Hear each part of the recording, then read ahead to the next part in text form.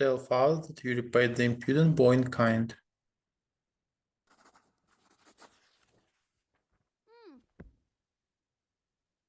It isn't fair to blame you without letting you speak too. You didn't want to show that stupid boy was the one who showed you first.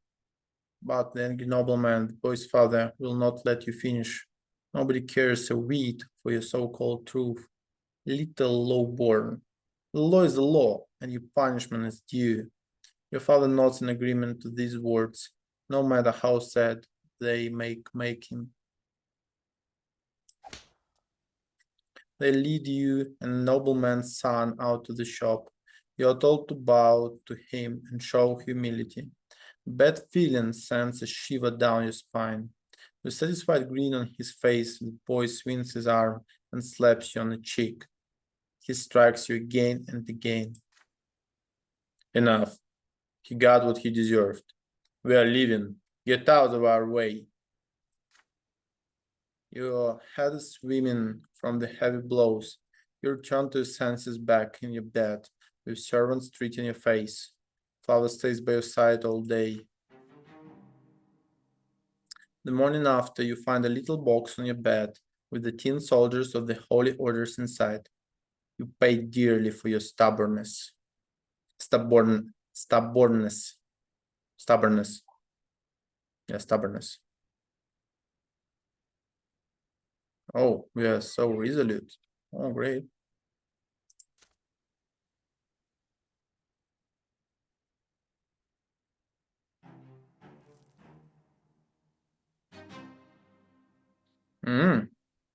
Father's thought. The event is a consequence of your previous actions. Conditions met. Determination equals or more than 4.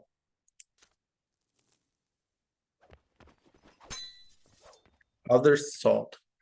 When father is not working long hours, you often see him spending long stretches of time in the backyard practicing his fencing. You're allowed to watch, but that is it. You are forbidden from touching the sword, let alone actually learning how to fight with it. It is a new day today, and father has been busy in his studies since early morning. Mother took Gloria and Nathan to the shops. Your studies are done for today, and the house is empty. You spot father's sword hanging by the yard door. He must have left it there by accident after a training session. You deliberate at first, then grab the sword with resolve and run outside. At last, you have a chance to see it up close. It is a small sword used for dueling, heavy and devoid of any ornamentation. Recall that it was made specifically for him. The weapon is difficult to handle. Its heft makes the palm of your hand shake. As you get used to it, you try your best to imitate father's feints. Your technique leaves much to be desired, but at least it's something. You imagine yourself fighting for the family's honor as a thin blade slices through the air. But you swing too far back. The blade nicks your shoulder and cuts through your shirt, staining the fabric crimson. The sword falls to the ground with a dull clang. You try to apply pressure to the wound to make it stop bleeding, but all you do is make the blood flow faster. Michael, what are you doing here? The familiar voice hurts you more than the cut to the sword. Father walks up to you briskly. His rugged arms rip off a length of cloth and bandage your shoulder. He squats by your side and pulls you into an awkward embrace. My son, why did you have to take the sword? You know you're not supposed to hold it. This is not toy, it is a weapon that can take lives. I know how you feel. I used to yearn for my father's dueling sword back when I was a lad. One day you might have a chance to earn the right to carry a weapon, but first you must have patience and study and become a noble. When that day comes, I will be proud to teach you myself. You rarely spend time with father without someone else around.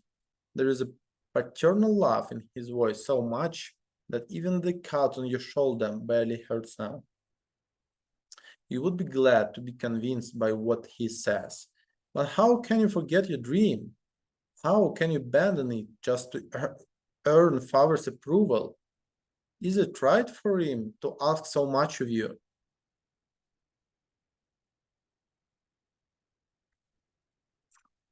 So, agree with father. You promise never to touch his sword again.